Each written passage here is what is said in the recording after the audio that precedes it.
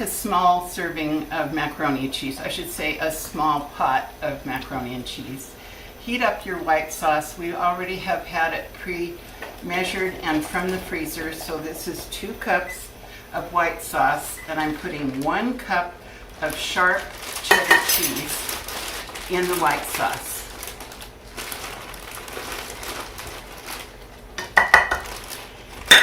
After that's melted, I'm going to gently warm the macaroni.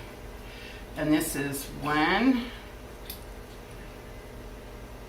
2, 3, 4, 5. I would call that a heaping cup of pre-cooked macaroni. You know how much macaroni and cheese you like. Oh, you know what? I still got more sauce. So that was 5 scoops, 6, 7, 8 of these pasta servers of the hot macaroni and I'd cheese. say it's maybe 3 cups.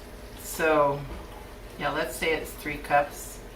You can guess, but there's plenty of sauce for this 2 cups.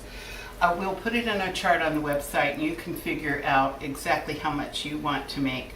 This makes a bunch and it's heated just on the stovetop faster than Kraft macaroni and cheese with a whole lot more homemade flavor. So really the only flavor is the white sauce is the cheese. That's right. And then you just have to boil these first. Yeah. I boiled them first, and you could boil them while you're getting the cheese sauce thawed from the freezer. See if you have it frozen, and you want to add in your cheese. You could freeze.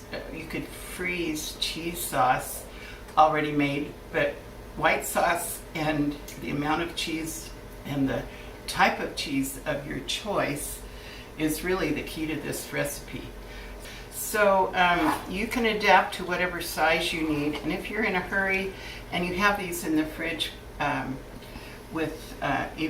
if you cooked your noodles in advance, cooled them and put them in a Ziploc, then they would be ready to just add into a heaping pot of steaming cheese sauce.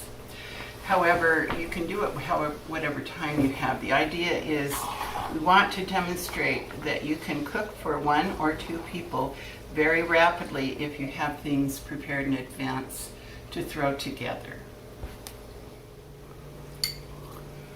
Quite hot. Good. Yes, very hot. Very good.